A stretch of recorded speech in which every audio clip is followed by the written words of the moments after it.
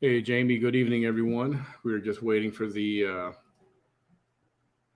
hearing to begin. This hearing is the first of a series the committee plans to hold over the next 3 weeks. Tonight's is one of two that are expected to be held in TV prime time in the evening. It has been a year and a half since the January 6th attack, and there are many questions still to be answered. While the committee is technically bipartisan, with 2 Republicans joining 7 Democratic members, the House Republican leaders charge that the hearings are a partisan effort to disparage former President Donald Trump. Following the hearings tonight with me are our correspondents Lisa Desjardins at the Capitol and Jeff Bennett at the White House. And let me start with Hey, guys, I got no rules for the night. Everybody's got their opinion. Everybody's going to take a side, I suppose, I assume. Just don't be rude, like terribly rude to each other. On my platform, you can say what you want, whatever your opinion is. All right, it can stand. Just don't be rude. Don't be an a-hole. That's all I ask.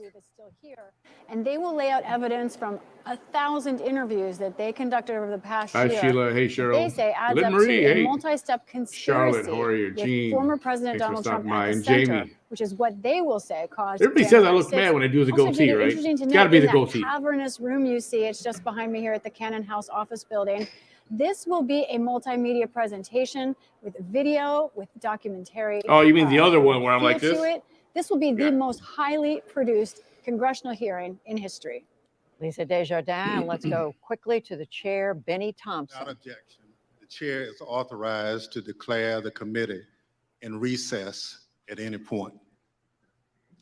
Pursuant to House Deposition Authority Regulation 10, the chair announces the committee's approval to release the deposition material presented during tonight's hearing.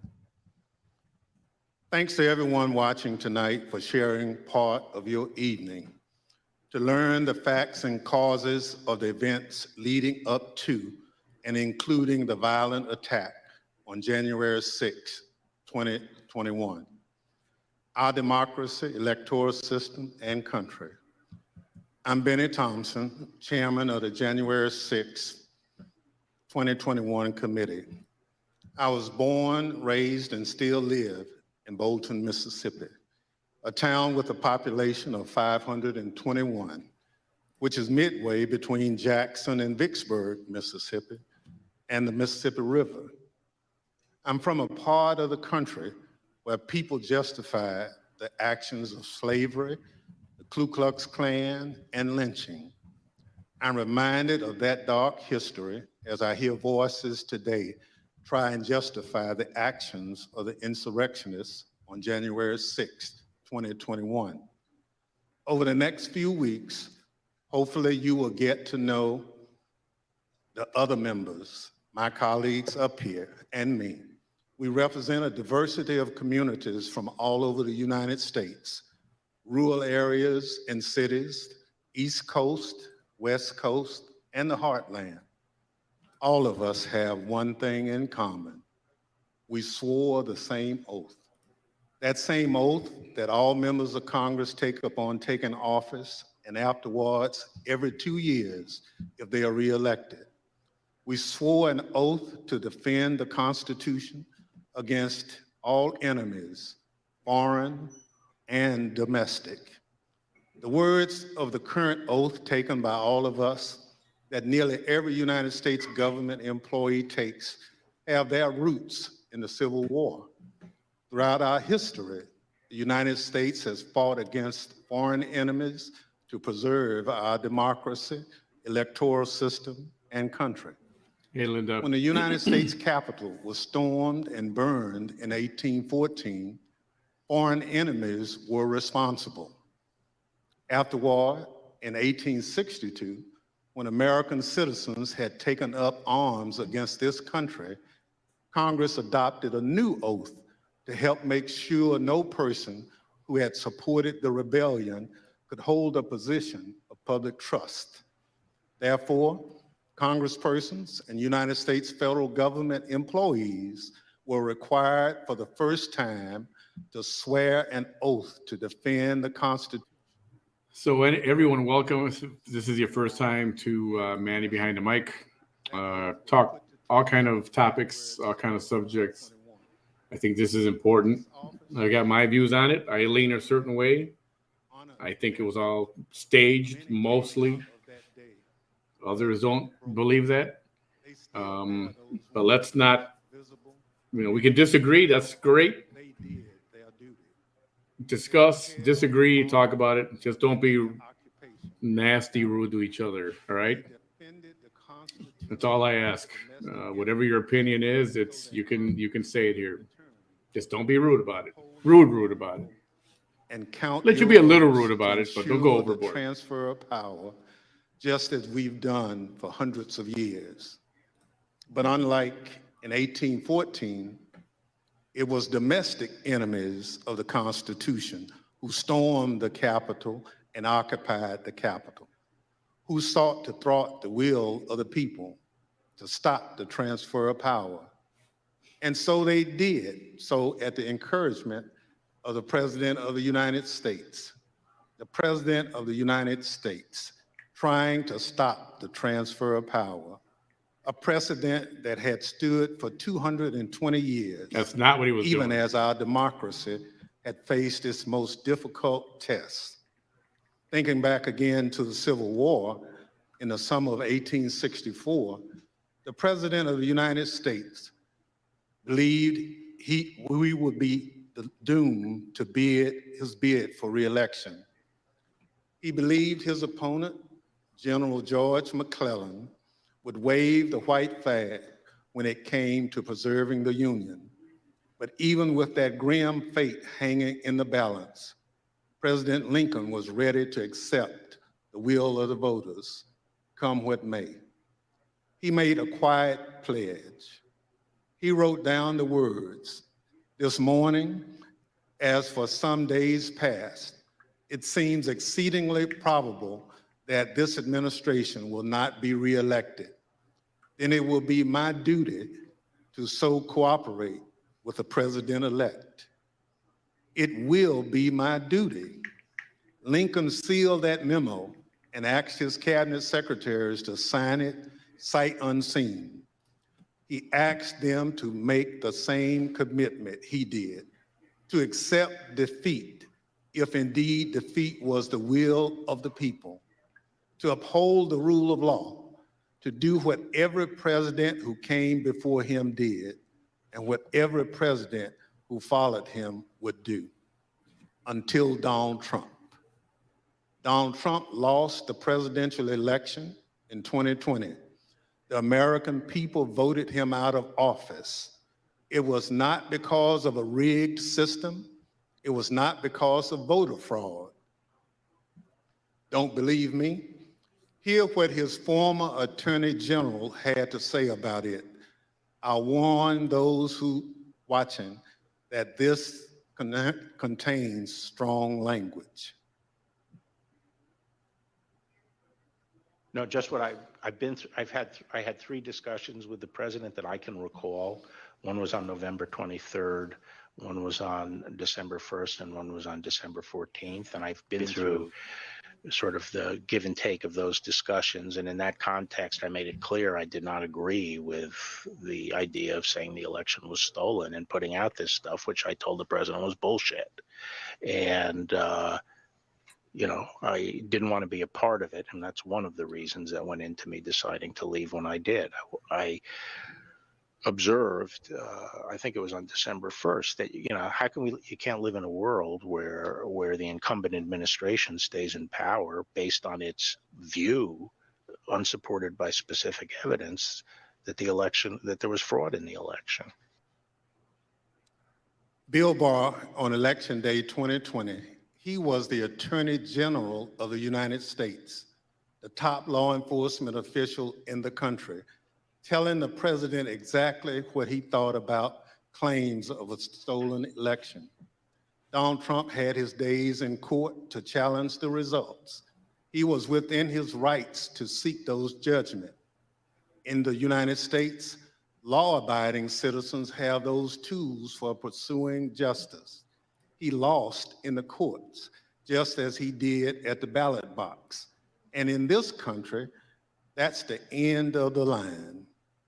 But for Donald Trump, that was only the beginning of what became a sprawling, multi-step conspiracy aimed at overturning the presidential election, aimed at throwing out the votes of millions of Americans, your votes, your voice in our democracy, and replacing the will of the American people with his will to remain in power after his term ended.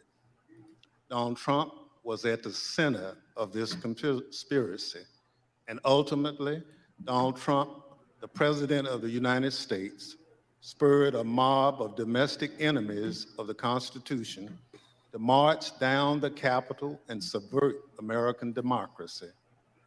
Any legal jargon you hear about seditious conspiracy, obstruction of an official proceeding, conspiracy to defraud the United States boils down to this.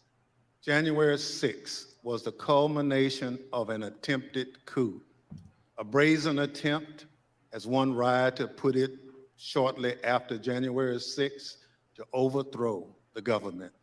The violence was no accident.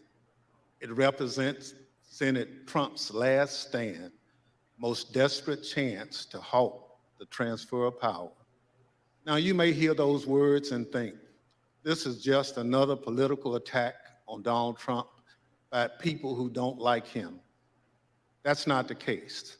My colleagues and I all wanted an outside independent commission to investigate January 6th, similar to what we had after 9/11. But after first agreeing to the idea, Donald Trump's allies in Congress put a stop to it. Apparently, they don't want January 6th investigated at all. And in the last 17 months, many of those same people have tried to whitewash what happened on January 6th, to rewrite history, call it a tourist visit, label it legitimate political discourse. Donald Trump and his followers have adopted the words of the songwriter, "Do you believe me or your lying eyes?" We can't sweep what happened under the rug. The American people deserve answers. So I come before you this evening, not as a Democrat, but as an American who swore an oath to defend the Constitution.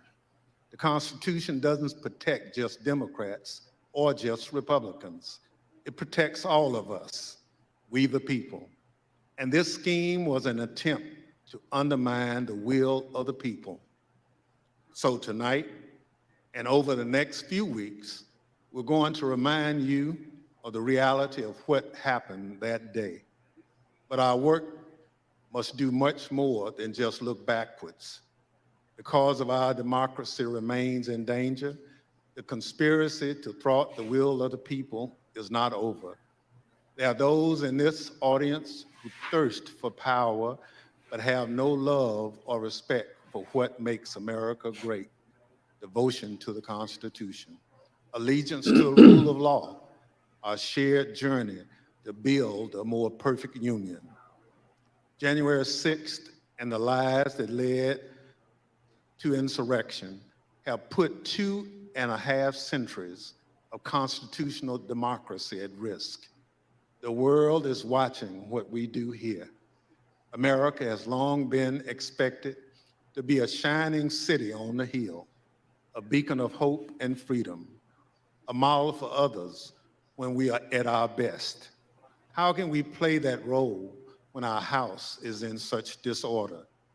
We must confront the truth with candor, resolve, and determination. We need to show that we are worthy of the gifts that are the birthright of every American.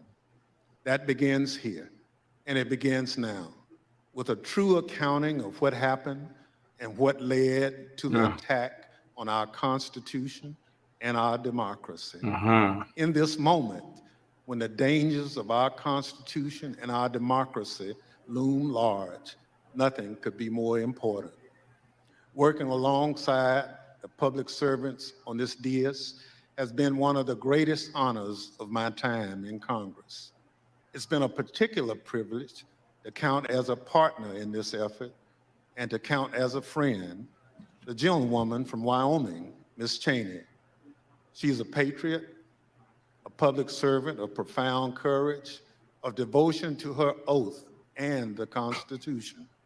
It's my pleasure to recognize Ms. Cheney for her opening statement. Thank you very much, Mr. Chairman. And let me echo those words about the importance of bipartisanship and what a tremendous honor it is to work on this committee. Mr. Chairman, at 6:01 p.m. on January 6th, after he spent hours watching a violent mob besiege, attack, and invade our Capitol, Donald Trump tweeted, but he did not condemn the attack. Instead, he justified it.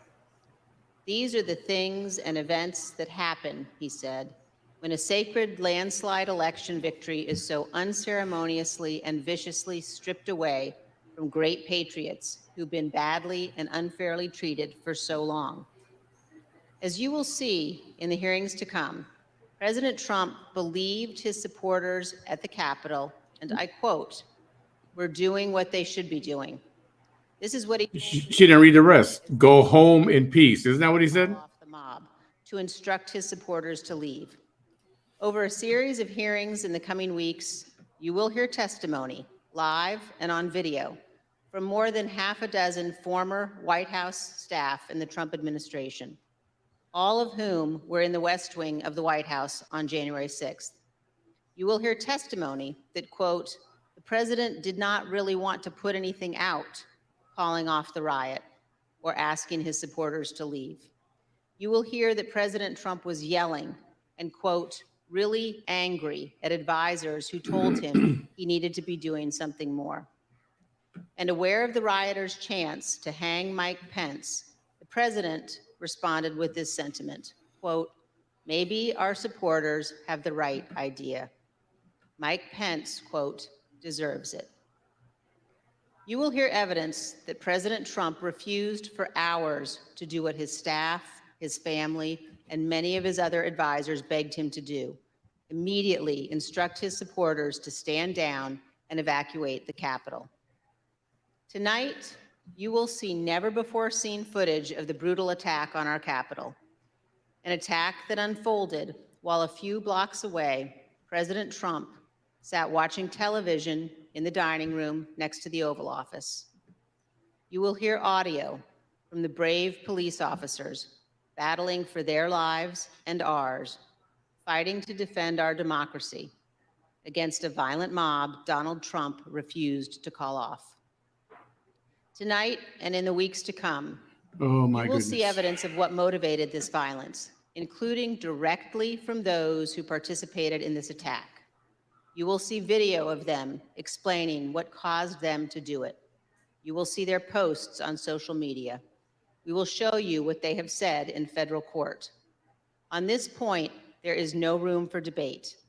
Those who invaded our Capitol and battled law enforcement for hours were motivated by what President Trump had told them, that the election was stolen and that he was the rightful president. President Trump summoned the mob, assembled the mob, and lit the flame of this attack. You will also hear about plots to commit seditious conspiracy on January 6th, a crime defined in our laws as conspiring to overthrow, put down, or destroy by force the government of the United States, or to oppose by force the authority thereof. Multiple members of two groups, the Oath Keepers and the Proud Boys, have been charged with this crime for their involvement in the events leading up to and on January 6th. Some have pled guilty. The attack on our Capitol was not a spontaneous riot. Intelligence available before January 6th identified plans to, quote, invade the Capitol, occupy the Capitol, and take other steps to halt Congress's count of electoral votes that day. In our hearings to come, we will identify elements of those plans, and we will show specifically how a group of Proud Boys led a mob into the Capitol building on January 6th. Tonight, I'm going to describe for you some of what our committee has learned and highlight initial findings you will see this month in our hearings. As you hear this, all Americans should keep in mind this fact. On the morning of January 6th, President Donald Trump's intention was to remain President of the United States, despite the lawful outcome of the 2020 election and in violation of his constitutional obligation to relinquish power. Over multiple months, Donald Trump oversaw and coordinated a sophisticated 7-part plan to overturn the presidential election and prevent the transfer of presidential power. In our hearings, you will see evidence of each element of this plan. In our second hearing, you will see that Donald Trump and his advisors knew that he had in fact lost the election. But despite this, President Trump engaged in a massive effort to spread false and fraudulent information to convince huge portions of the US population that fraud had stolen the election from him. This was not true. Jason Miller was a senior Trump campaign spokesman. In this clip, Miller describes a call between the Trump campaign's internal data expert and President Trump a few days after the 2020 election. I was in the Oval Office, and at some point in the conversation, Matt Oskowski, who is the lead data person, was brought on, and I remember he delivered to the president pretty blunt terms that he was going to lose. And that was based, Mr. Miller, on Matt and the masks. Incredible. Nobody else is wearing them, but he is. Results. That's just another thing. Correct. Alex Cannon was one of President Trump's campaign lawyers. He previously worked for the Trump Organization. One of his responsibilities was to assess allegations of election fraud in November 2020. Here is one sample of his testimony discussing what he told White House Chief of Staff Mark Meadows. I remember a call with Mr. Meadows, where Mr. Meadows was asking me what I was finding and if I was finding anything. And I remember sharing with him that we weren't finding anything that would be sufficient to change the results in any of the key states. When was that conversation? Probably in November, mid to late November. I think it was before my child was born. And what was Mr. Meadows' reaction to that information? I believe the words he used were, so there's no there there. There's no there there. The Trump campaign's general counsel, Matt Morgan, gave similar testimony. He explained that all of the fraud allegations and the campaign's other election arguments taken together and viewed in the best possible light for President Trump could still not change the outcome of the election. President Trump's Attorney General Bill Barr also told Donald Trump his election claims were wrong. Repeatedly told the president in no uncertain terms that I did not see evidence of fraud and that would have affected the outcome of the election. And frankly, a year and a half later, I haven't seen anything to change my mind on that. Attorney General Barr also told President Trump that his allegations about Dominion voting machines were groundless. I saw absolutely zero basis for the allegations, but they were made in such a sensational way that they obviously were influencing a lot of people, members of the public, that there was this systemic corruption in the system and that their votes didn't count and that these machines controlled by somebody else were actually determining it, which was complete nonsense. And it was being laid out there. And I told them that it was crazy stuff and they were wasting their time on that. And it was doing a grave disservice to the country. But President Trump persisted, repeating the false Dominion allegations in public at least a dozen more times, even after his attorney general told him they were, quote, complete nonsense.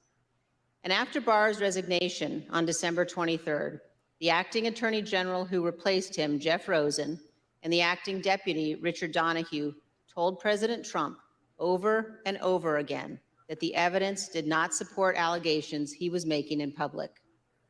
Many of President Trump's White House staff also recognized that the evidence did not support the claims President Trump was making. This is the president's daughter commenting on Bill Barr's statement that the department found no fraud sufficient to overturn the election. How did that affect your perspective about the election when Attorney General Barr made that statement? It affected my perspective. I respect Attorney General Barr. So I accepted what he was saying. As you will hear on Monday, the president had every right to litigate his campaign claims, but he ultimately lost more than 60 cases in state and federal courts. The president's claims in the election cases were so frivolous and unsupported that the president's lead lawyer, Rudy Giuliani, not only lost the lawsuits, his license to practice law was suspended.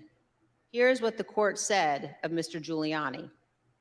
Giuliani communicated demonstrably false and misleading statements to courts, lawmakers, and the public at large in his capacity as lawyer for former President Donald J. Trump and the Trump campaign in connection with Trump's failed effort at re-election in 2020.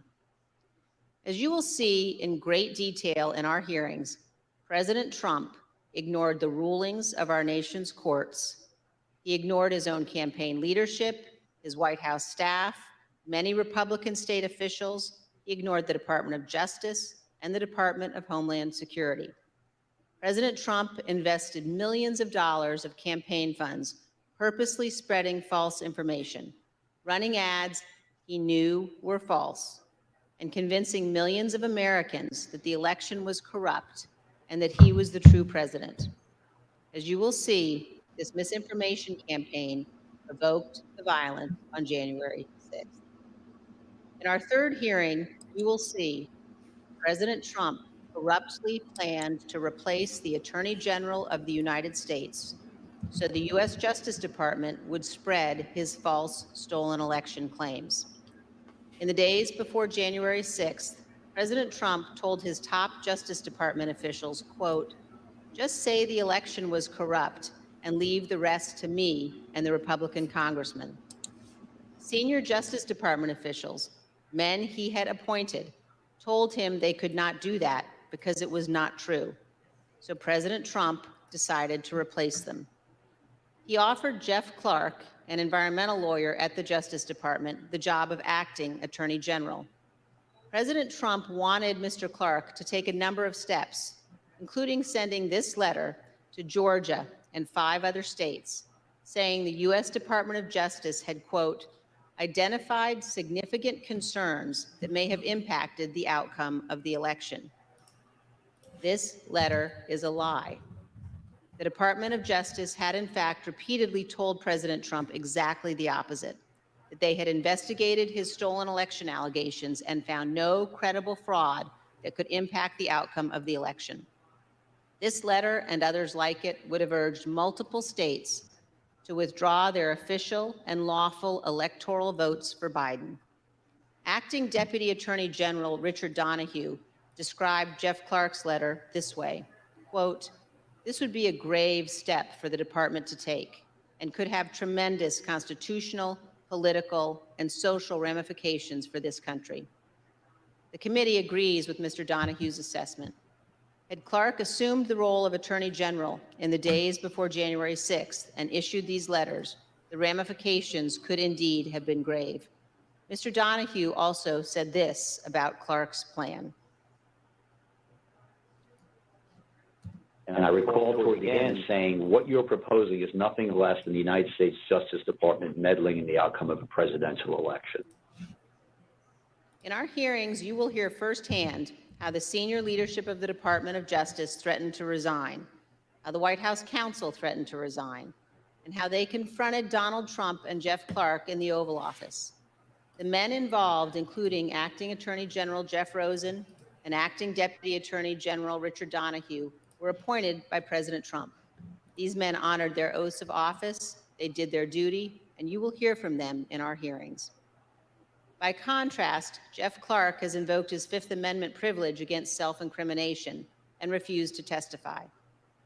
Representative Scott Perry, who was also involved in trying to get Clark appointed as Attorney General, has refused to testify here. As you will see, Representative Perry contacted the White House in the weeks after January 6th to seek a presidential pardon. Multiple other Republican congressmen also sought presidential pardons for their roles in attempting to overturn the 2020 election. In our fourth hearing, we will focus on President Trump's efforts to pressure Vice President Mike Pence to refuse to count electoral votes on January 6th. Vice President Pence has spoken publicly about this. President Trump is wrong. I had no right to overturn the election. The presidency belongs to the American people and the American people alone. And frankly, there is no idea more un-American than the notion that any one person could choose the American president. What President Trump demanded that Mike Pence do wasn't just wrong, it was illegal and it was unconstitutional. You will hear this in great detail from the Vice President's former general counsel. Witnesses in these hearings will explain how the former Vice President and his staff informed President Trump over and over again that what he was pressuring Mike Pence to do was illegal. As you will hear, President Trump engaged in a relentless effort to pressure Pence, both in private and in public. You will see the evidence of that pressure from multiple witnesses, live and on video. Vice President Pence demonstrated his loyalty to Donald Trump consistently over 4 years, but he knew that he had a higher duty to the United States Constitution. This is testimony from the Vice President's Chief of Staff. So I think the Vice President was proud of his 4 years of service, and he felt like much had been accomplished in those 4 years. And I think he was proud to have stood beside the President for all that had been done. But I think he ultimately knew that his fidelity to the Constitution was his first and foremost oath. And that's what he articulated publicly, and I think that that's what he felt. His fidelity to the Constitution was more important than his fidelity to President Trump and his desire. The oath he took. Yep. Yes. You'll also hear about a lawyer named John Eastman. Mr. Eastman was deeply involved in President Trump's plans. You'll hear from former Fourth Circuit federal judge Michael Ludig, a highly respected leading conservative judge. John Eastman clerked for Judge Ludig. Judge Ludig provided counsel to the Vice President's team in the days before January 6th. The judge will explain how Eastman, quote, was wrong at every turn. And you will see the email exchanges between Eastman and the Vice President's counsel as the violent attack on Congress was underway. Mr. Jacob said this to Mr. Eastman: "Thanks to your bullshit, we are under siege." You will also see evidence that John Eastman did not actually believe the legal position he was taking. In fact, a month before the 2020 election, Eastman took exactly the opposite view on the same legal issues. In the course of the Select Committee's work to obtain information from Mr. Eastman, we have had occasion to present evidence to a federal judge. The judge evaluated the facts, and he reached the conclusion that President Trump's efforts to pressure Vice President Pence to act illegally by refusing to count electoral votes likely violated 2 federal criminal statutes. And the judge also said this: if Dr. Eastman and President Trump's plan had worked, it would have permanently ended the peaceful transition of power, undermining American democracy and the Constitution. If the country does not commit to investigating and pursuing accountability for those responsible, the court fears January 6th will repeat itself. Every American should read what this federal judge has written. The same judge, Judge Carter, issued another decision on Tuesday night, just this week, indicating that John Eastman and other Trump lawyers knew that their legal arguments had no real chance of success in court, but they relied on those arguments anyway to try to, quote, overturn a democratic election. And you will hear that while Congress was under attack on January 6th and the hours following the violence, the Trump legal team in the Willard Hotel War Room continued to work to halt the count of electoral votes. In our fifth hearing, you will see evidence that President Trump corruptly pressured state legislators and election officials to change election results. You will hear additional details about President Trump's call to Georgia officials, urging them to, quote, find 11,780 votes, votes that did not exist, and his efforts to get states to rescind certified electoral slates without factual basis and contrary to law. You will hear new details about the Trump campaign and other Trump associates' efforts to instruct Republican officials in multiple states to create intentionally false electoral slates and transmit those slates to Congress, to the Vice President, and the National Archives, falsely certifying that Trump won states he actually lost. In our final two June hearings, you will hear how President Trump summoned a violent mob and directed them illegally to march on the United States Capitol. While the violence was underway, President Trump failed to take immediate action to stop the violence and instruct his supporters to leave the Capitol. As we present these initial findings, keep 2 points in mind. First, our investigation is still ongoing, so what we make public here will not be the complete set of information we will ultimately disclose. And second, the Department of Justice is currently working with cooperating witnesses and has disclosed to date only some of the information it has identified from encrypted communications and other sources. On December 18th, 2020, a group including General Michael Flynn, Sidney Powell, Rudy Giuliani, and others visited the White House. They stayed late into the evening. We know that the group discussed a number of dramatic steps, including having the military seize voting machines and potentially rerun elections. You will also hear that President Trump met with that group alone for a period of time before White House lawyers and other staff discovered the group was there and rushed to intervene. A little more than an hour after Ms. Powell, Mr. Giuliani, General Flynn, and the others finally left the White House, President Trump sent the tweet on the screen now, telling people to come to Washington on January 6th. Be there, he instructed them. Will be wild. As you will see, this was a pivotal moment. This tweet initiated a chain of events. The tweet led to the planning for what occurred on January 6th, including by the Proud Boys, who ultimately led the invasion of the Capitol and the violence on that day. The indictment of a group of Proud Boys alleges that they planned, quote, to oppose by force the authority of the government of the United States. And according to the Department of Justice, on January 6, 2021, the defendants directed, mobilized, and led members of the crowd onto the Capitol grounds and into the Capitol, leading to the dismantling of metal barricades, the destruction of property, the breaching of the Capitol building, and the assaults on law enforcement.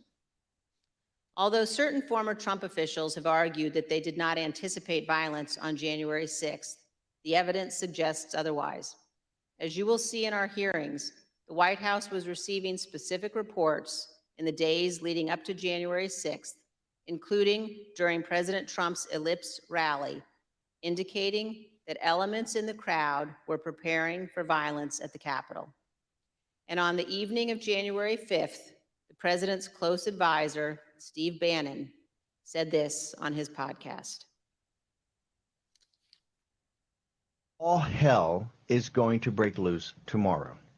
Just understand this. All hell is going to break loose tomorrow. As part of our investigation, we will present information about what the White House and other intelligence agencies knew and why the Capitol was not better prepared. But we will not lose sight of the fact that the Capitol Police did not cause the crowd to attack. We will not blame the violence that day. I love how they're just playing these little tiny clips, these little tiny sound bites. All of us. In our final Yeah, that's really interesting. count of the And I hours-long mean, attack from more than half a it's dozen crazy White House because staff, both she live specifically in the hearing mentions the room Proud and via Boys, videotape testimony. but There's doesn't no doubt mention President Trump was well aware of the Sullivan, violence. who is part of White BLM House and staff Antifa. urged President Trump to intervene and call off the mob. Here is a document written while the attack was underway by a member of the White House staff advising what the president needed to say. Quote, anyone who entered the Capitol without proper authority should leave immediately. This is exactly what his supporters on Capitol Hill and nationwide were urging the president to do. He would not. You will hear that leaders on Capitol Hill begged the president for help, including Republican leader McCarthy, who was, quote, scared, and called multiple members of President Trump's family after he could not persuade the president himself. Not only did President Trump refuse to tell the mob to leave the Capitol, he placed no call to any element of the United States government to instruct that the Capitol be defended. He did not call his Secretary of Defense on January 6th. He did not talk to his Attorney General.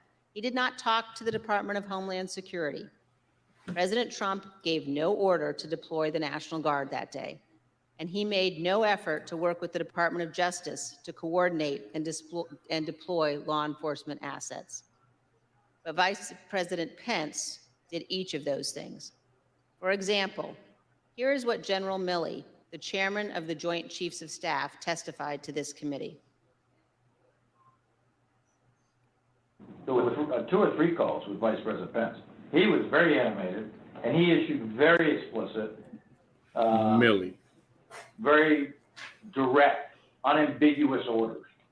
There was no question about that. And he was, and I can get you the exact quotes, I guess, from some of our records somewhere, but he was very animated, very direct, very firm, and to Secretary Miller.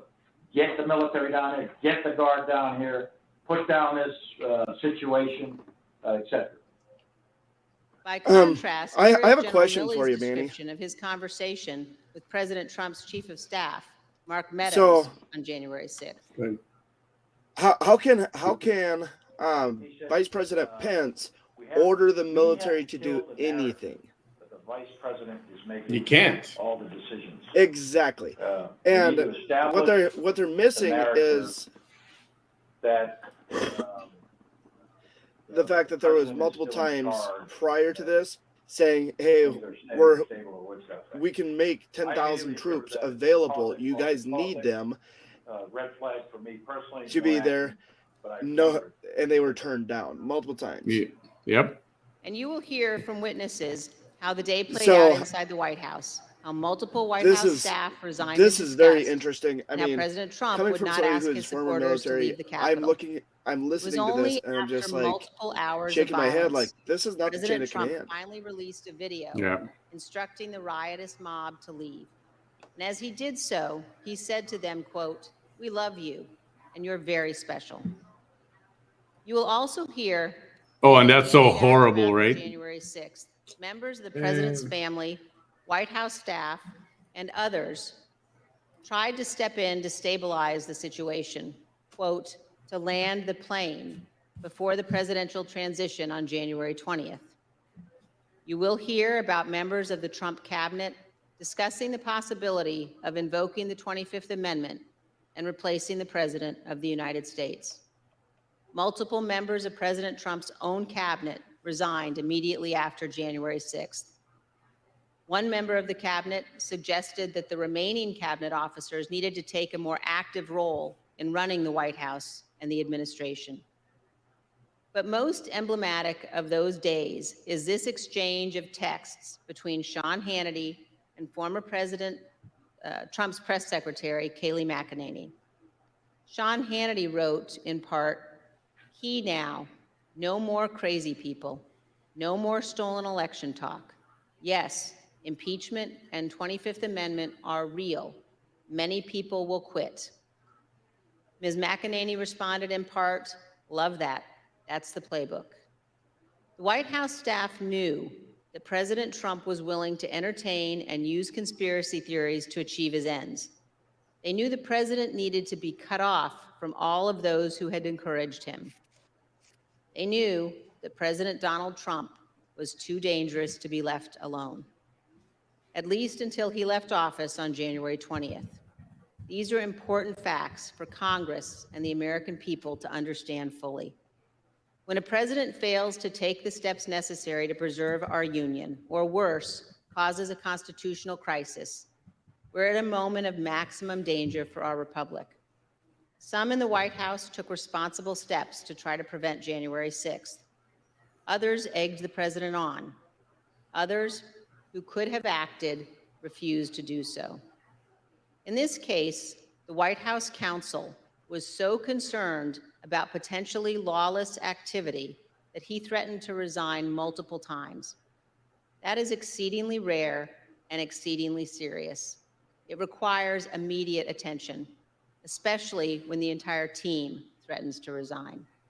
However, in the Trump White House, it was not exceedingly rare, and it was not treated seriously. This is a clip of Jared Kushner addressing multiple threats by White House counsel Pat Cipollone and his team of lawyers to resign in the weeks before January 6th.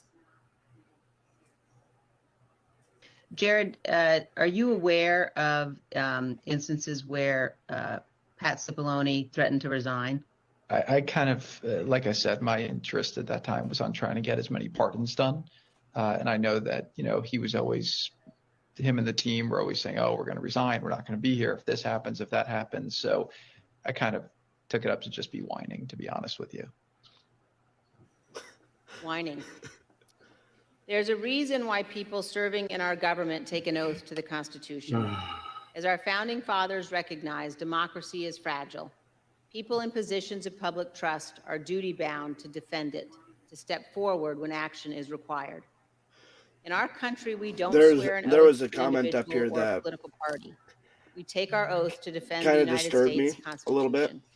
And that oath from must purely mean talking about how Pence Tonight, had the nuclear I say football. this to my Republican colleagues who are defending the That is indefensible.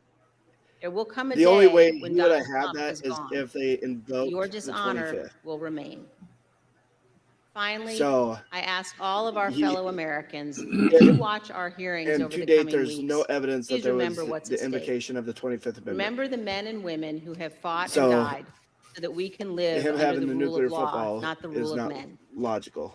I ask you to think of the scene in our Capitol Rotunda on the night of January 6th. What's worrisome is that Biden has that football right now. Exactly. And I mean, let's just be Over clear. by statues of Washington and In order Jefferson, for me Lincoln to and have a Grant, top secret clearance, Eisenhower, I had to go through Ford, all and sorts Reagan. of background checks. and Against all sorts every of stuff wall like that night encircling the room, Joe Biden got there his were top SWAT secret teams, clearance in men and women in 1975, I tactical believe it gear was, with long when he guns, first got deployed into inside office. our Capitol building. And There in the he rotunda, has these yet to brave revoke men it, and women or rested it's yet beneath to be paintings revoked, even though depicting his the earliest scenes of our mental republic, health has declined. including one painted in 1824 depicting George Washington resigning his commission, voluntarily relinquishing power, handing control of the Continental Army back to Congress. With this noble act, Washington set the indispensable example of the peaceful transfer of power, what President Reagan called nothing less than a miracle. The sacred obligation to defend this peaceful transfer of power has been honored by every American president, except one. As Americans, we all have a duty to ensure He never said he was going to interfere with the transfer of power. He made that very set clear. aside partisan battles, And he stand wasn't there together to interrupt the to transfer of power perpetuate on and January preserve 20th, our great which is when the republic. peaceful transfer of power Thank you, Mr. happens. Chairman. As we provide answers to American people about January 6th. So I didn't interrupt it. I got to say, it's going to be difficult to be here listening to all this crap. I'm putting it on. I'm streaming it so everybody can see. But yeah, it is not easy. Footage we are about to play has never been seen. The select committee And obtained I it will as a definitely part go of our through and do a deep dive investigation. on the This BS. isn't easy to watch. I want to warn everyone that this video includes violence and strong language. Without objection, I include in the record a video presentation of the violence of January 6th. Proud of your boy! Proud of your boy! Proud of your boy! Yeah, just for awareness, be advised, there's probably about 300 Proud Boys. They're marching eastbound in this 400 block of kind of Independence, actually on the mall towards the United States Capitol. I am not allowed to say what's going to happen today because everyone's just going to have to watch for themselves. But it's going to happen. Something's going to happen. Let's see if they're going to show the part where the guards remove the gates and they start to wave everybody in. Are they going to show that part? Are they going to show? Are they going to show the? Are they going to show the tag team on the side and the guy telling them, "Why don't you guys go stop this? They're destroying the building." Are they going to show that? 20 bucks a picture. I hope Mike is going to do the right thing. I hope so. I hope so. Because if Mike Pence does the right thing, we win the election. All Vice President Pence has to do is send it back to the states to recertify. And we become president, and you are the happiest people. Mike Pence is going to have to come through for us. And if he doesn't, that will be a sad day for our country. Because you'll never take back our country with weakness. You have to show strength, and you have to be strong.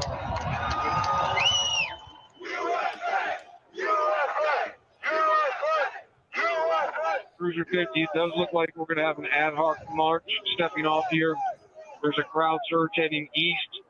We love Trump! We love Trump!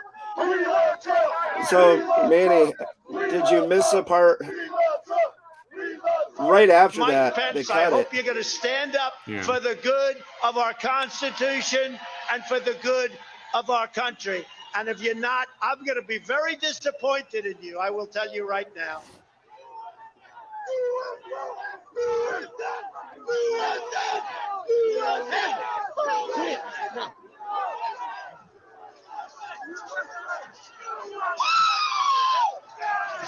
Get back, ladies! Get back, ladies!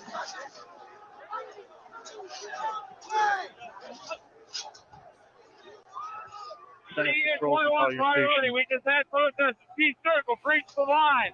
We need backup.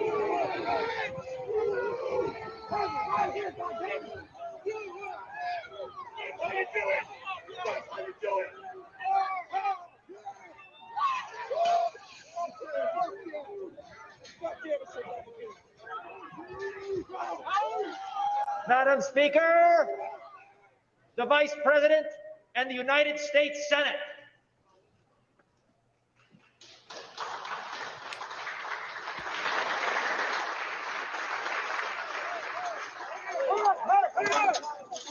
We're going to give riot warnings as soon as the outright is here. We're going to give riot warnings. We're going to try to get compliance, but this is now effectively a riot.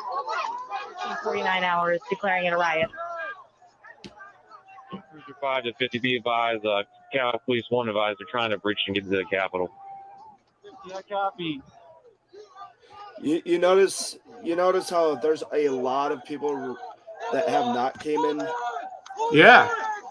There's like no resistance whatsoever. I mean, there's a lot of people who stayed outside of those barricades. So they're going to paint the entire group of Trump supporters as these insurrectionists when a small group went inside.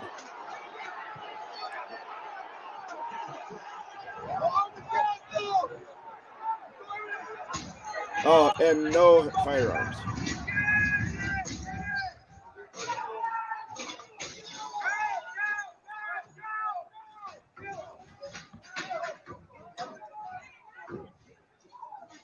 We have a breach of the Capitol. Breach of the Capitol to the upper level. That is so freaking phony, bro. Additional resources on the east side as they've broken into that window and they're trying to kick it in.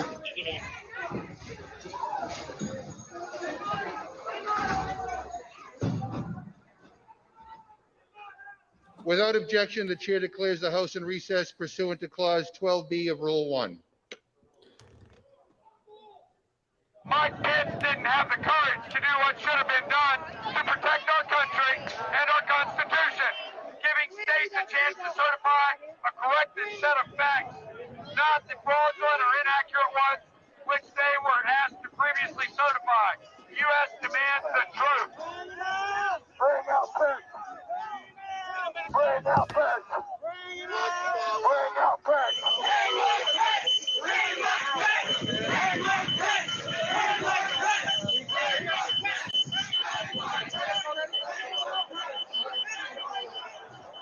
You pepper sprayed another American that will fight for you.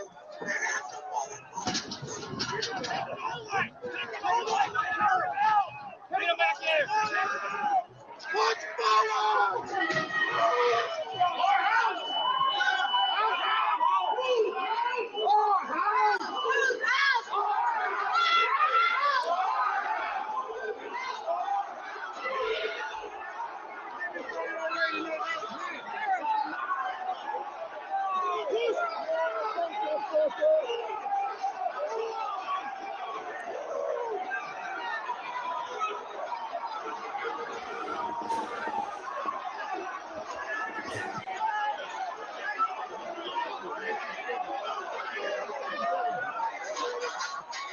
We can't hold this. We're gonna get too many fucking people here. Look at this fucking bandage twin, man. We're fucked.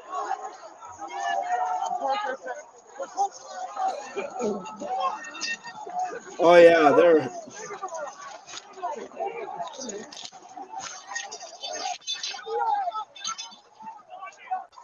We need an area for the House members. They're all walking over now through the tunnels.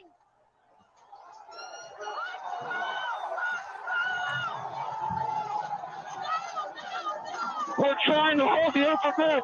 We're trying to hold the upper deck now. We need to hold the doors of the Capitol.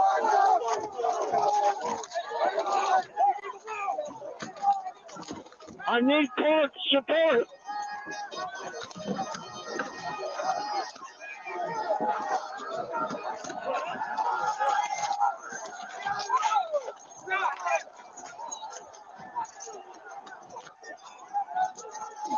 We lost the line. We lost the line. All MPD, step back. All MPD, step back up to the upper deck. All MPD, step back to the upper deck. ASAP.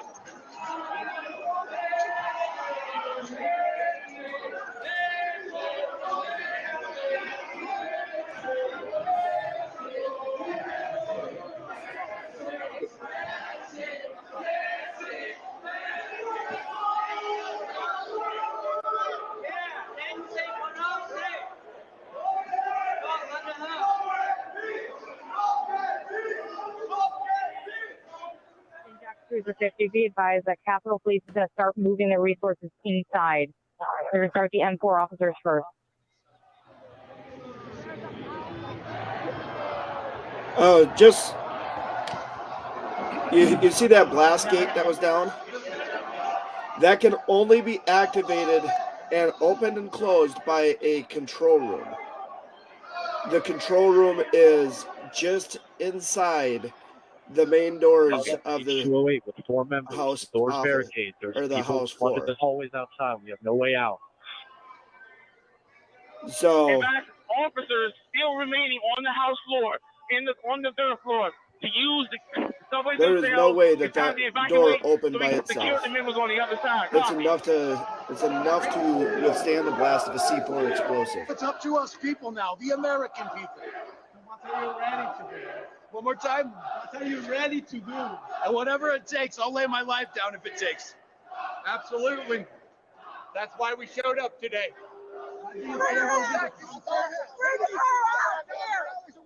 Hey! Coming in if you don't bring her out!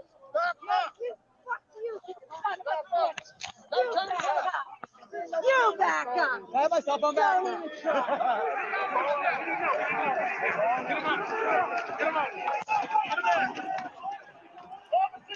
Get him up! Get him up! Hold up! Get him up!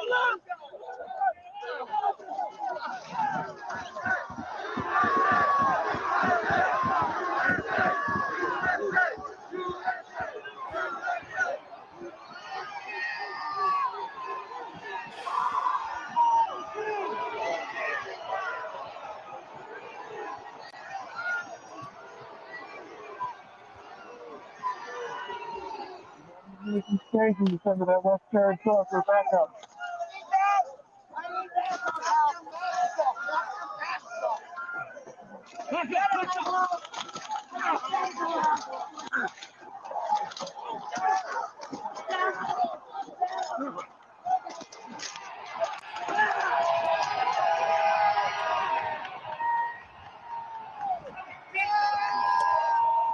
be back in a few seconds.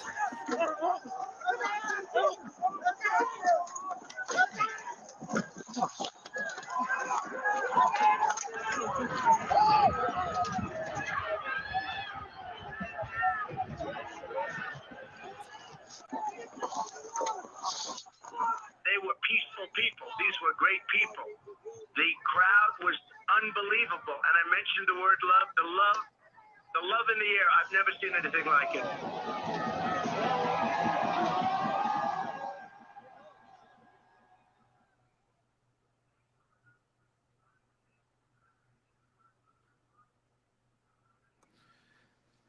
Pursuant to the order of the committee of tonight, the chair declares the committee in recess for a period of approximately 10 minutes.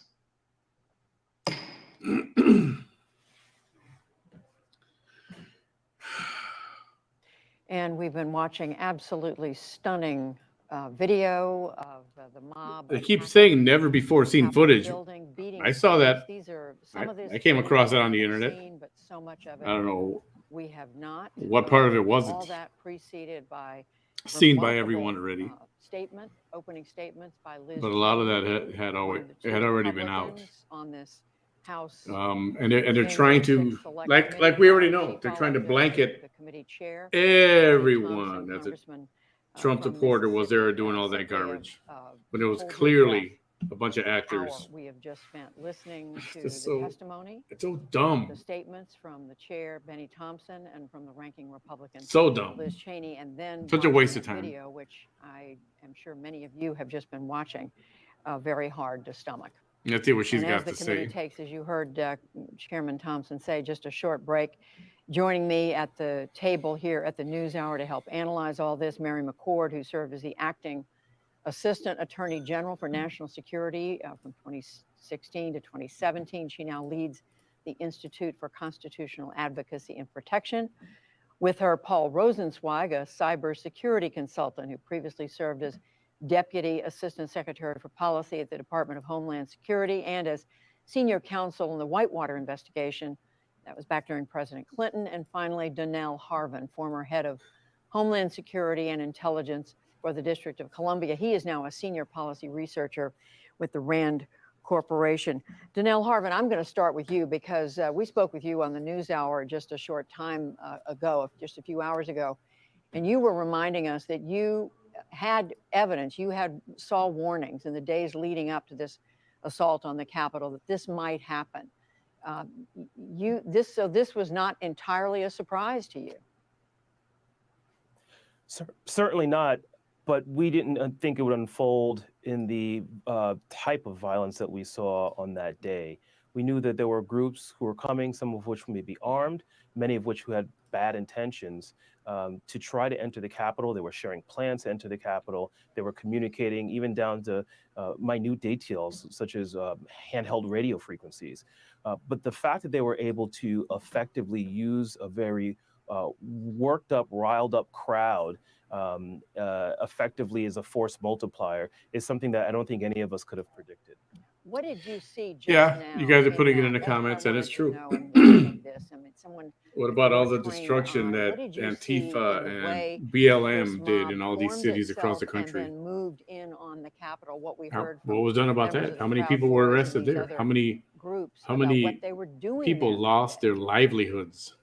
They projected all this online before they even got there on January. How many 6th. people never got arrested? The Proud Boys had said that they were not going to be wearing their traditional How many people got colors. away with we knew that they were going to be arson wearing certain color hats as demarcation destruction? areas, using certain flags to that was horrible. points. And as the day unfolded, they were using military That was horrible. tactics, stacking phalanx maneuvers, flanking. But we've got no maneuvers. committee So there was a meetings, small no group committee of very hearings highly on trained, highly BLM organized and individuals that once Antifa. again used the mob effectively as a force. Or as was said earlier, or the on video we just saw really such high gas justifies prices. a lot of the intelligence that we Where's the hearings on that? shared in the days leading up to January Instead, 6th, 2 but years certainly later, contextualizes what unfolded they're on that still, day as I'm well. telling you, they're trying to And bury again, Trump what that so video that far, we've been so watching, deep. That's That's what they want to do. to watch. Why? Because they Most fear of him. it, There's no I think secret we're about still that. absorbing what we've looked at, because even though some of this video was released, some of it we've seen, but so much of it we haven't, and certainly not in this kind of vivid detail. I want to bring in Mary Mccord now, who has done a lot of work looking at these groups. But I also, Mary, I mean, this in a way is overshadowing what we heard prior to this, which was Congresswoman Liz Cheney. But it wasn't just a mom and pop store, Chuck. It was corporations. It was a lot of mom and pop stores across the country. Not just one, not just two. They destroyed neighborhoods, man. Multiple neighborhoods. In organizing all this.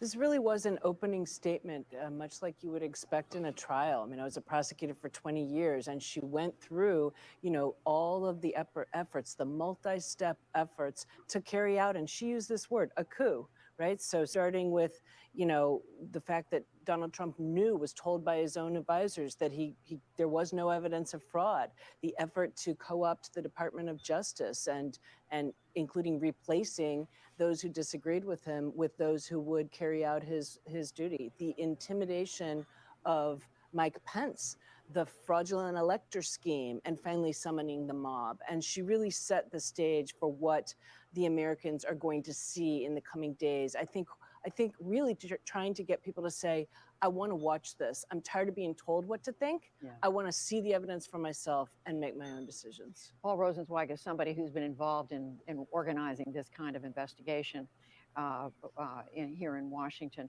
What stands out from this How strong a presentation did you hear? I think it was exceedingly powerful. I think what stands out to me, the arc of the story, we sort of knew already.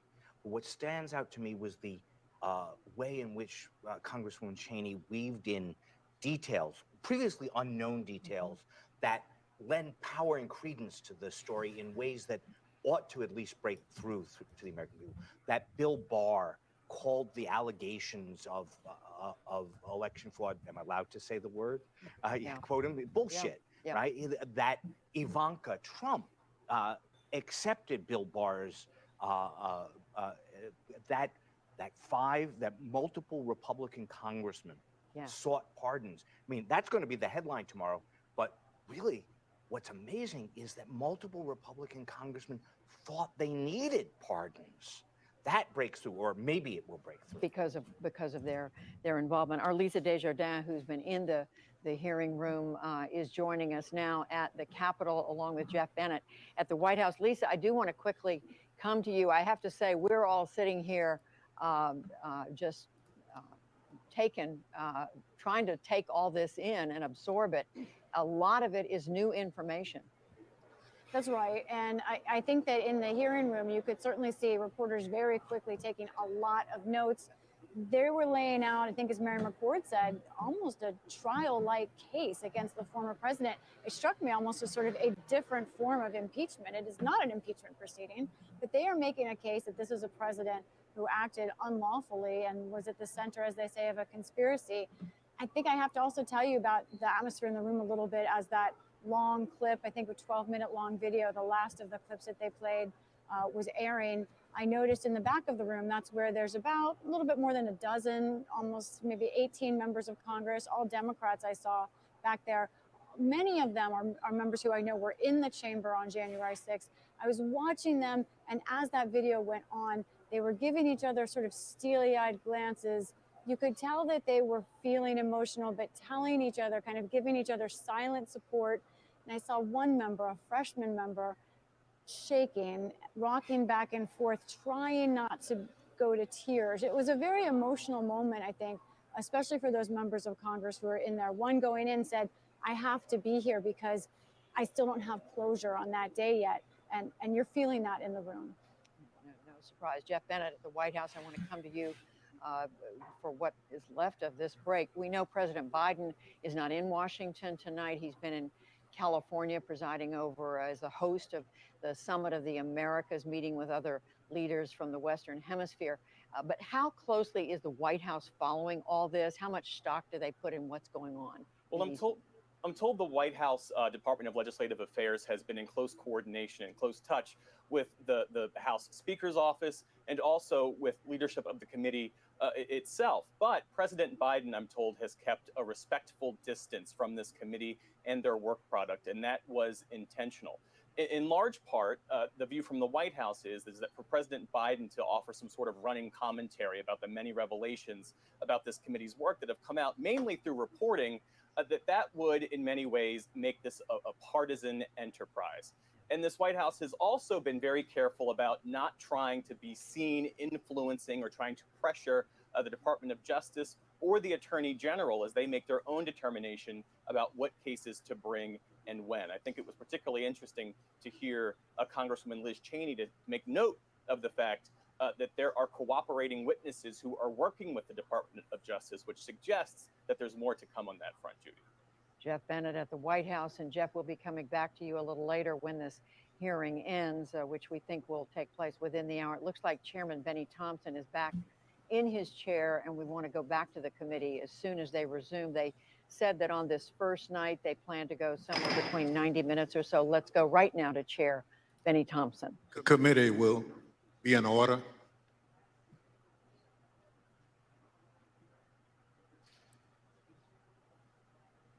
I want to thank our witnesses for being with us this evening to share their firsthand accounts of that terrible day. I know that some of the witnesses from our first hearing are in the room with us, along with some of the family members, friends, and widows of the officers who lost their lives as a result of the attack. Thank you all for being here for us and the American people. Officer Carolyn Edwards has been with the United States Capitol Police since 2017. On January 6th, Officer Edwards was assigned to the First Responder Unit, which serves as the first line of defense at the Capitol complex. She also served as a member of the Civil Disturbance Unit, a special subset of the Uniform Division trained to respond to mass demonstration events.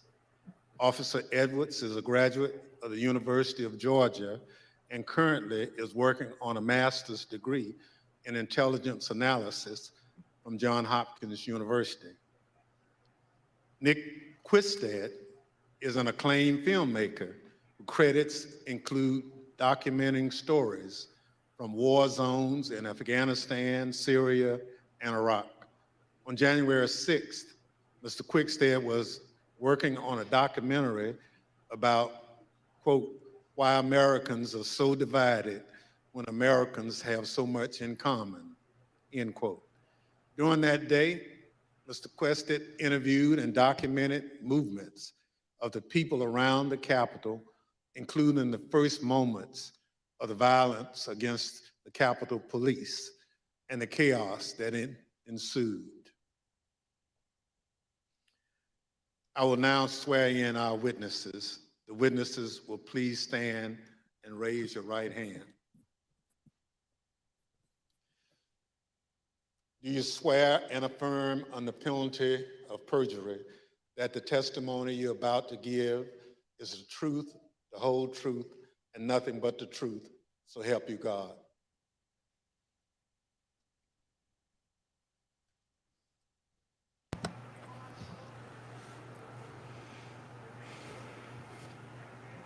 Let the record reflect the witnesses answered in the affirmative. Without objection, the witness's statement will be included in the record.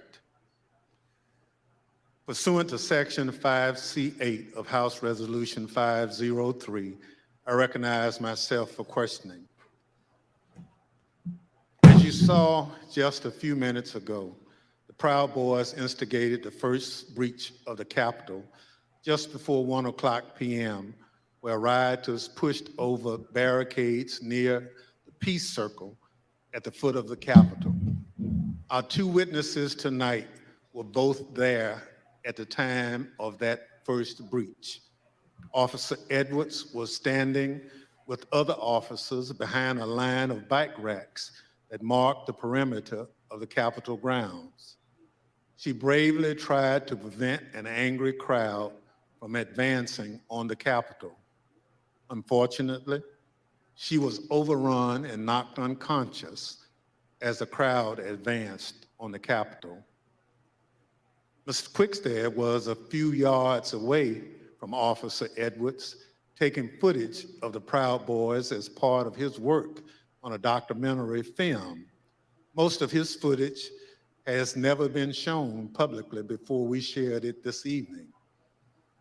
Officer Edwards, I'd like to start by asking if you could tell us why you believe it's important for you to share your story this evening with the committee and the American public.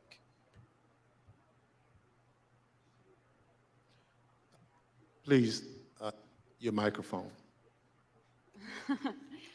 Well, thank you, Mr. Chairman. I really appreciate it, and thank you to the committee for having me here to testify. I was called a lot of things on January 6, 2021 and the days thereafter. I was called Nancy Pelosi's dog, called incompetent, called a hero, and a villain. I was called a traitor to my country, my oath, and my Constitution. In actuality, I was none of those things. I was an American, standing face to face with other Americans, asking myself how many times, many times, how we had gotten here. I had been called names before, but never had my patriotism or duty been called into question. I, who got up every day, no matter how early the hour or how late I got in the night before, to put on my uniform and to protect America's symbol of democracy. I, who spent countless hours in the baking sun and freezing snow to make sure that America's elected officials were able to do their job. I, whose literal blood, sweat, and tears were shed that day defending the building that I spent countless holidays and weekends working in. I am the proud granddaughter of a Marine that fought in the Battle of the Chosin Reservoir in the Korean War. I think of my papa often in these days, how he was so young and thrown into a battle he never saw coming and answered the call at a great personal cost. How he lived the rest of his days with bullets and shrapnel in his legs, but never once complained about his sacrifice. I would like to think that he would be proud of me, proud of his granddaughter that stood her ground that day and continued fighting, even though she was wounded, like he did many years ago. I am my grandfather's granddaughter, proud to put on a uniform and serve my country. They dared to question my honor. They dared to question my loyalty. And they dared to question my duty. I'm a proud American, and I will gladly sacrifice everything to make sure that the America my grandfather defended is here for many years to come. Thank you.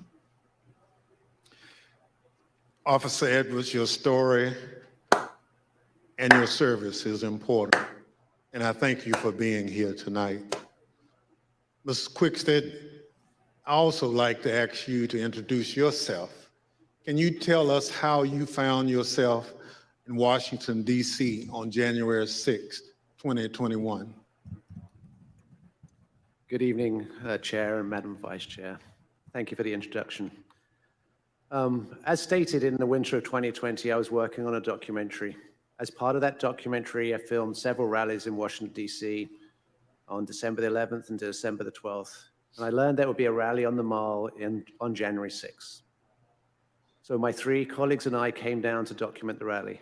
According to the permit of the event, there was going to be a rally at the Ellipse. We arrived at the Mall and observed a large contingent of Proud Boys marching towards the Capitol. We filmed them, and almost immediately I was separated from my colleagues. I documented the crowd turn from protesters to rioters to insurrectionists. I was surprised at the size of the group, the anger and the profanity. And for anyone who didn't understand how violent that event was, I saw it, I documented it, and I experienced it. I heard incredibly aggressive chanting, and I subsequently shared that footage with the authorities. I'm here today pursuant to a House subpoena. Thank you so much. Thank you, Mr. Quested. The Select Committee has conducted extensive investigative work to understand what led the Proud Boys and other rioters to the Capitol on January 6th. We've obtained substantial evidence showing that the president's December 19th tweet calling his followers to Washington, D.C. on January 6th energized individuals from the Proud Boys and other extremist groups. I'd like to play a brief video highlighting some of this evidence. My name is Marcus Childress, and I'm an investigative counsel for the Select Committee to investigate the January 6th attack on the United States Capitol. What do you want to call them? Give me a name. Give me a White name. supremacists and Who would right you like me to condemn? White supremacists and right Proud Boys, stand back and stand by. After he made this comment, Enrique Tarrio, then chairman of the Proud Boys, said on Parler, "Standing by, sir." During our investigation, we learned that this comment during the presidential debate actually led to an increase in membership from the Proud Boys. Would you say that Proud Boys numbers increased after the stand back, stand by comment? Exponentially. I'd say tripled probably, with the potential for a lot more eventually. And did you ever sell any stand back and stand by merchandise?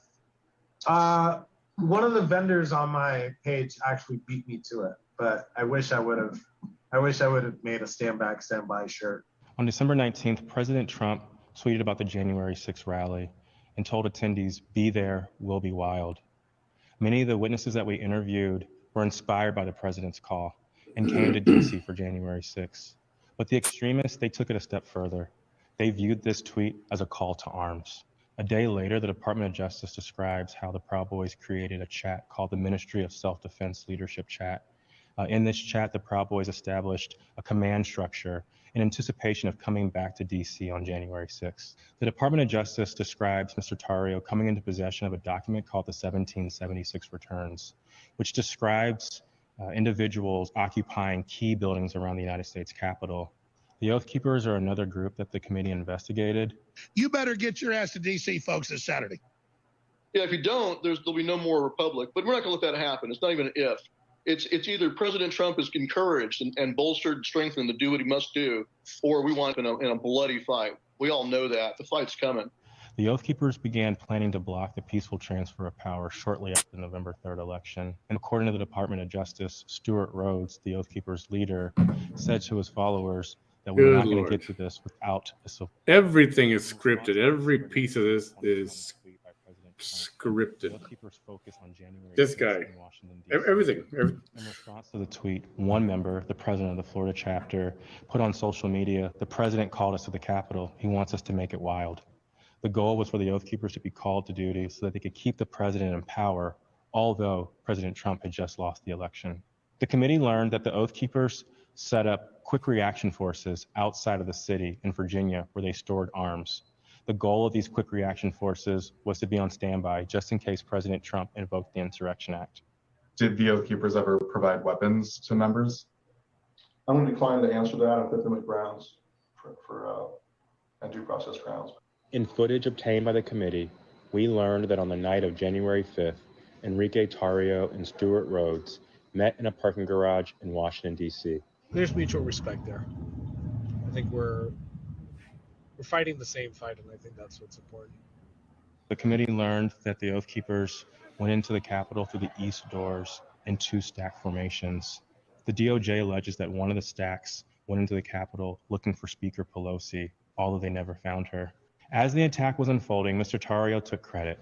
In documents obtained by the Department of Justice, Mr. Tarrio said in an encrypted chat, "Make no mistake, and we did this." Later on that evening, Mr. Tarrio even posted a video which seemed to resemble him in front of the Capitol with a black cape. And the title of the video was Premonition. The evidence developed by the Select Committee and the Department of Justice highlights how each group participated on the attack on the Capitol on January 6th. In fact, the investigation revealed that it was individuals associated with the Proud Boys who instigated the initial breach at the Peace Circle at 12:53 p.m.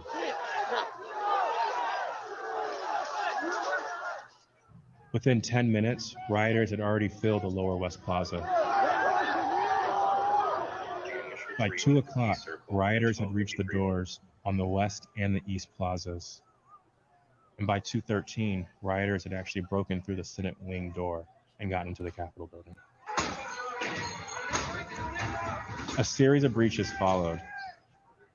At 2:25 p.m., rioters breached the east side doors to the Rotunda.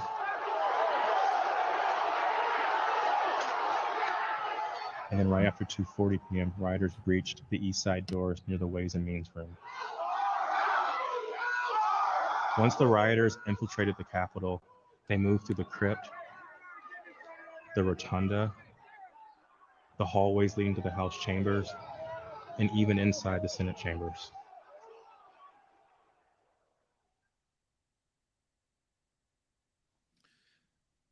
Individuals associated with 2 violent extremist groups have been charged with seditious conspiracy in connection with the January 6th attack. One is the Oath Keepers. They are a group of armed anti-government extremists. The other group is the Proud Boys. They promote white supremacist beliefs and have engaged in violence with people they view as their political enemies. Members of both groups have already pled guilty to crimes associated with the January 6th attack. Mr. Quested, as part of the documentary you've been filming, you gained access to the Proud Boys and their leader, Enrique Tarrio. Your crew filmed them in Washington, D.C. on the evening of January 5th and then on January 6th. On January 5th, the night before the attack, you were with the head of the Proud Boys, Mr. Tarrio, in Washington, D.C. What happened? We picked up Mr. Tarrio from jail. He'd been arrested for carrying some magazines, some extra capacity magazines, and he took responsibility for the burning of the Black Lives Matter flag that was stolen from the church on December the 12th. We were attempting to get an interview with Mr. Tarrio. We had no idea of any of the events that were going to subsequently happen. We drove him to pick up his bags from the property department of the police, which is just south of the mall. We picked up his bags and went to get some other bags from the Phoenix Hotel, where we encountered Mr. Stuart Rhodes from the Oath Keepers. By the time I'd gone to park the car, my colleague was saying, who'd got into the car with Mr. Tarrio, that they had moved to a location around the corner, the parking garage of the Hall of Legends, I believe. And so we quickly drove over there. We drove down into the parking garage and filmed the scene of Mr. Tarrio and Mr. Rhodes and certain other individuals in that garage. We then continued to follow Mr. Tarrio. There was some discussion about where he was going to go. He ended up going towards a hotel in Baltimore, and we conducted an interview with him in the hotel room. And then we returned to DC for that night. And what was interesting that night actually was that was the first indication that DC was much more busy than it had been any other time we'd been here, because we couldn't get into the hotels we wanted to, and we ended up at a hotel that was not as satisfactory as we would have hoped. Thank you. So what you're saying is you filmed the meeting between Mr. Tarrio and Oath Keepers leader Stuart Rhodes, right? Indeed. You couldn't hear what was said, but according to the Justice Department indictment of Mr. R-Wyo, a participant referenced the Capitol. Now, on the morning of January 6th, you learned the Proud Boys would gather near the rally scheduled to take place near the White House. What time did you meet up with the Proud Boys, and what was happening when they met?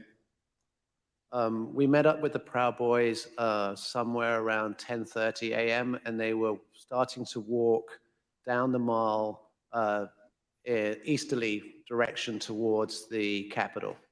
There was a large contingent, more than I had expected, and I was confused to a certain extent why we were walking away from the president's speech, because that's what I felt we were there to cover. So at 10:30 a.m., that's early in the day. That's even before President Trump had started speaking. Am I correct? Yes, sir. So how many Proud Boys would you estimate were marching together to the Capitol? A couple of hundred, potentially. Yeah, I'd say a couple of hundred Proud Boys were marching towards the Capitol at that point. At the time, was the area heavily guarded? No, that was, I remember we walked we walked down the mall, we walked to the right of the reflecting pool, and then north along the road that leads to the Peace Circle. And as we were walking past the Peace Circle, I framed the Proud Boys to the right of my shot with the Capitol behind, and we see one sole police officer at the barriers, which subsequently breached.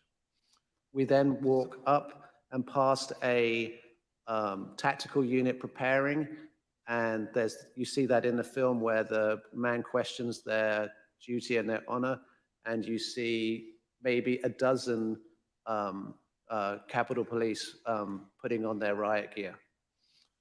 So how would you describe the atmosphere at that time? The atmosphere it seemed to be much darker. I make efforts to create a familiarity between myself and my subjects to make them feel comfortable.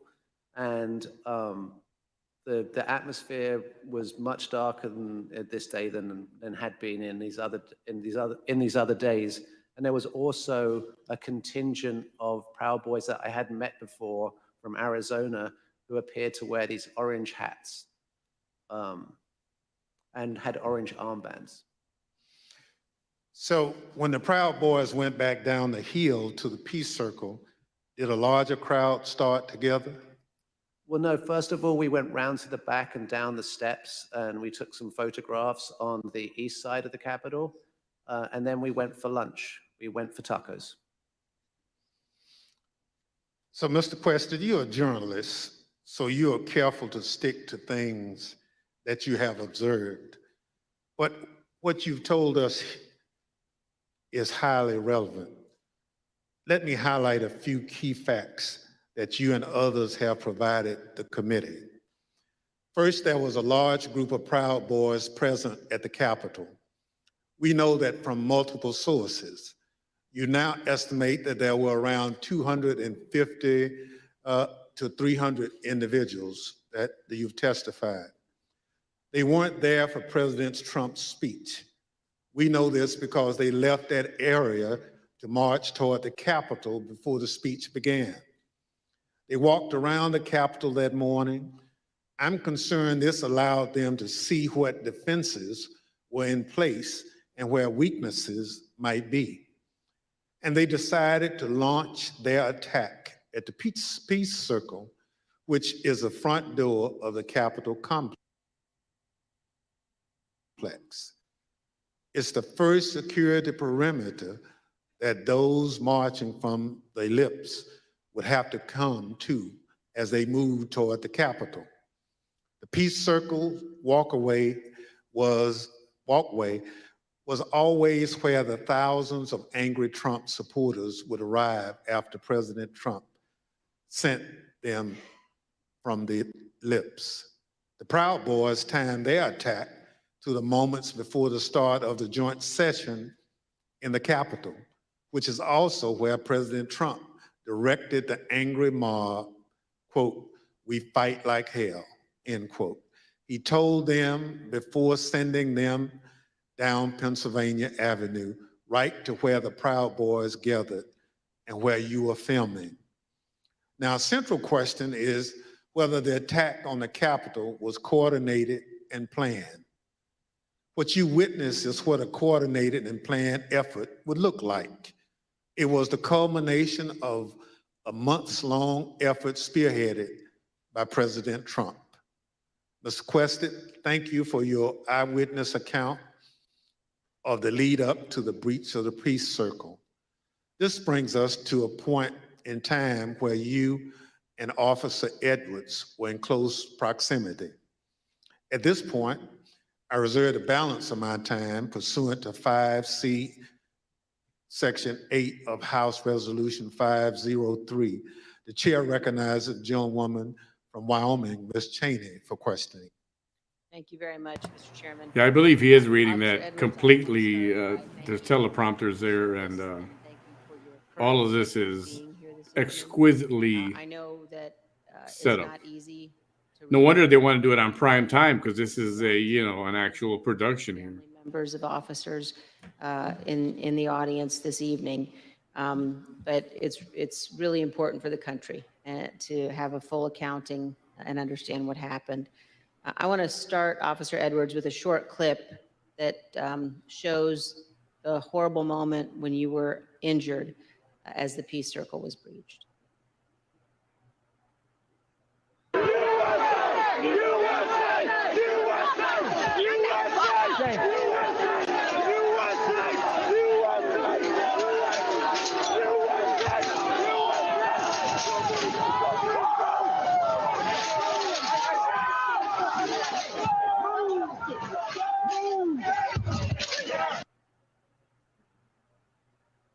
Officer Edwards, can you describe the crowd that had assembled at the Peace Circle as you and your fellow officers stood behind and guarded the bike racks at the Peace Circle? Yes, so there were about, I want to say about 5 of us on that line. And there was our bike rack, and then at the bottom of the Pennsylvania Avenue walkway, or right by Peace Circle, there was another bike rack. And so the crowd had kind of gathered there. It was the crowd led by Joseph Biggs, and they were mostly in civilian clothes. There were some who had military fatigues on. We could see people with bulletproof vests on, things like that. They didn't seem, extremely cohesive, but they had gathered there in their outfits, but they had gathered there together. And Joseph Biggs started, he had a megaphone, and he started talking about, first it was things kind of relating to Congress. And then the tables started turning once the, what is now the Arizona group is what you said, the crowd with orange hats, they came up chanting F-U-C-K, Antifa, and they joined that group. And once they joined that group, Joseph Biggs' rhetoric turned to the Capitol Police. He started asking us questions like, you didn't miss a paycheck during the pandemic, mentioning stuff about our pay scale was mentioned, and started turning the tables on us. And I've worked, I can conservatively say probably hundreds of civil disturbance events. I know when I'm being turned into a villain, and that's when I turned to my sergeant and I stated the understatement of the century. I said, Sarge, I think we're gonna need a few more people down here. And so after that, I think they started conferring. They went a little silent. They started conferring among each other. I saw the person now identified as Ryan Samsel. He put his arm around Joseph Beggs, and they were talking. And then they started approaching the first barricade. They ripped the first barricade down, and they approached our bike racks. You know, at that time, we started holding on, grabbing the bike racks. You know, there weren't many of us, so I grabbed the middle between two different bike racks. And, you know, I wasn't under any pretense that I could hold it for very long, but I just wanted to, you know, make sure that we could get more people down and get our CDU units time to answer the call. So we started grappling over the bike racks. I felt the bike rack come on top of my head, and I was pushed backwards, and my foot caught the stair behind me, and my chin hit the handrail, and then at that point I had blacked out, but the back of my head clipped the concrete stairs behind me. And you were knocked unconscious, is that right, Officer Edwards? Yes, ma'am. But then when you regained consciousness, even with the injuries, you returned to duty, is that right? Yes, ma'am. You know, at that time, adrenaline kicked in. I ran towards the West Front, and I tried to hold the line at the Senate steps at the Lower West Terrace. More people kept coming at us. It just seemed like, you know, more and more people started, you know, coming onto the West Front. They started overpowering us. And that was right about when MPD's officers showed up. Their bike officers pushed the crowd back and allowed our CDU units as well as theirs to form that line that you see, that very thin line between us and the protesters or the rioters, you know, at that time. I fell behind that line, and for a while I started decontaminating people who had gotten sprayed and treating people medically who needed it. And then you were injured again there on the West Terrace, is that right, Officer Edwards? Yes, ma'am. So after a while, I got back on the line. It was on the house side of the Lower West Terrace. And I was holding that line for a while. There weren't many of us over there. And Officer Sicknick was behind me for most of the time, for about 30 to 45 minutes that I was down there. We were just, as the best we could, we were just, you know, grappling over bike racks and trying to hold them as quick as possible. All of a sudden, I see movement to the left of me, and I turned, and it was Officer Sicknick with his head in his hands, and he was ghostly pale, which I figured at that point that he had been sprayed, and I was concerned. My you know, cop alarm bells went off, because if you get sprayed with pepper spray, you're going to turn red. He turned just about as pale as this sheet of paper. And so I looked back to see what had hit him, what had happened, and that's when I got sprayed in the eyes as well. I was taken to be decontaminated by another officer, but we didn't get the chance because we were then tear gassed. And we are going to play just a brief clip of that moment that you've just described, Officer Edwards.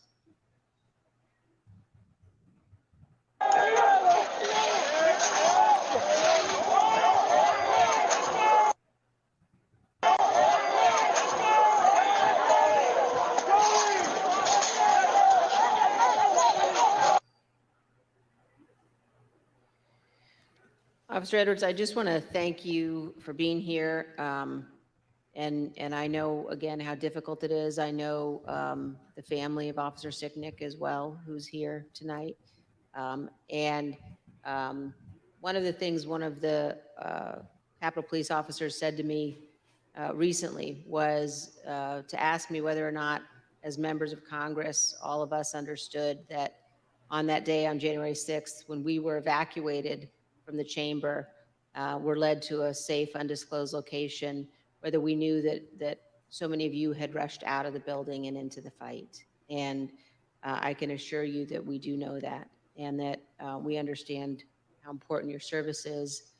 Thank you for your continued work with our committee and the interviews, and thank you very much for both of you for being here this evening.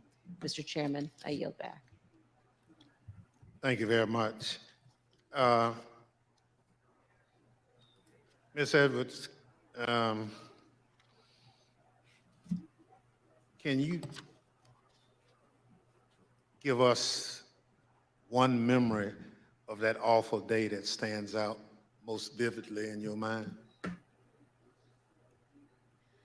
I can. That time when I talked about falling behind MPD's line, I remember because I had been kind of shielded away because I was holding those stairs. So I wasn't able to really see what was going on over here. When I fell behind that line and I saw, I can just remember my breath catching in my throat because what I saw was just a war scene. It was something like I'd seen out of the movies. I couldn't believe my eyes. There were officers on the ground, you know, they were bleeding, they were throwing up, they were, you know, they had, I mean, I saw friends with blood all over their faces. I was slipping in people's blood. You know, I was catching people as they fell. You know, it was carnage. It was chaos. I can't even describe what I saw. Never in my wildest dreams did I think that as a police officer, as a law enforcement officer, I would find myself in the middle of a battle. You know, I'm trained to detain, you know, a couple of subjects and handle a crowd, but I'm not combat trained. And that day, it was just hours of hand-to-hand combat, hours of dealing with things that were way beyond any law enforcement officer has ever trained for. And I just remember that moment of stepping behind the line and just seeing the absolute war zone that the West Front had become.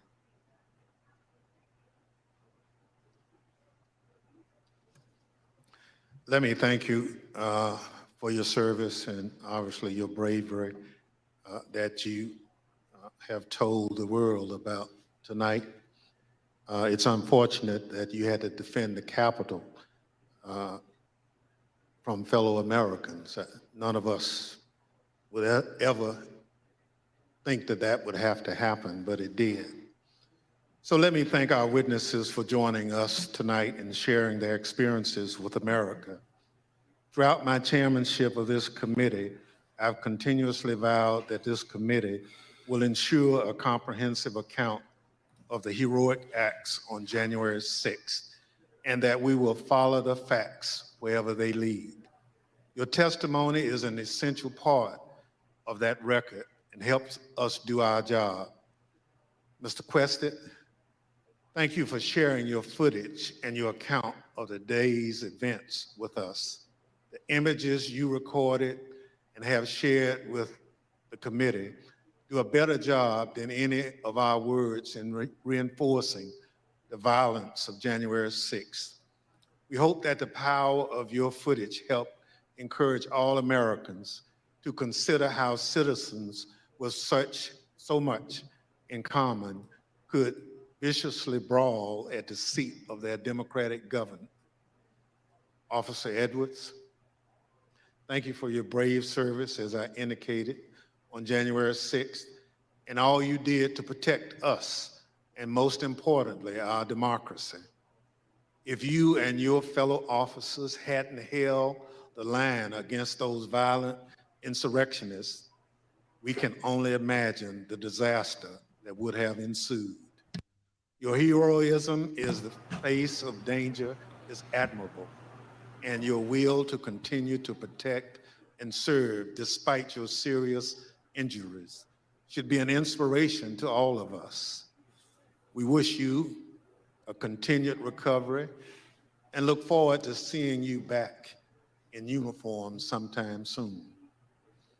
The members of the Select Committee may have additional questions for tonight's witnesses, and we ask that you respond expeditiously in writing to those questions.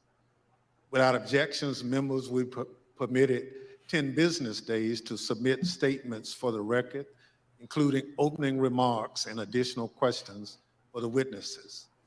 The witnesses have just told us what they heard the rioters saying while they stormed the Capitol on that day. Now we're going to hear it from the rioters themselves. Without objection, I include in the record a video presentation.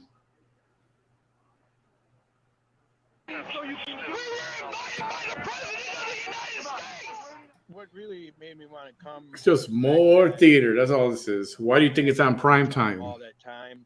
Who would do a hearing like this at 7, 8 The p.m. election was in the being middle of the week? stolen, and Trump asked us to come. He personally asked for us to come to D.C. that day. And I thought, for everything he's done for us, if this is the only thing he's going to ask of me, I'll do it. We're going to walk down to the Capitol. Did you recall President Trump mentioning going to the Capitol during his speech? Oh, yeah. So that's one of my disappointments. He said he was going to go with us, that he was going to be there. I know why I was there, and that's because he called me there and he laid out what is happening in our government. He laid it out. But I remember Donald Trump telling people to be there, right? I mean, to support. So you mentioned that the president asked you. Do you remember a specific message? Basically, yeah, he asked for us to come to DC, that big things are going to happen. What got me interested, he said, I have something very important to say on January 6th or something like that, is what got me interested to be there. You know, Trump has only asked me for two things. He asked me for my vote, and he asked me to come on January 6th. When the committee reconvenes next week, we're going to examine the lies that convinced those men and others to storm the Capitol, to try to stop the transfer of power. We're going to take a close look at the first part of Trump's attack on the rule of law, when he hit the fuse that ultimately resulted in the violence of January 6th. Without objection, and with that, the committee stands adjourned. And with that, Chairman Bennie Thompson wraps up this first night of public hearings of the January 6th. Well, wasn't that a total waste of time? Was it what we expected? It was actually worse. Talk about something completely scripted. And it, as I just said, it figures they wanted this on TV Thursday night, prime time.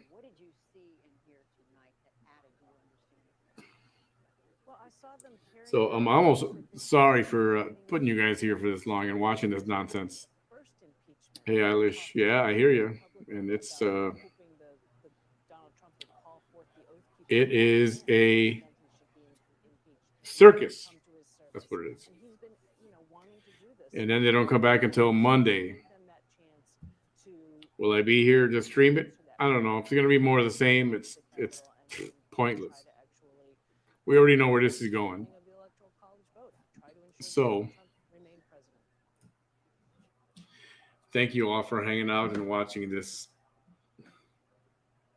whatever you want to call it. I'll call it a circus. And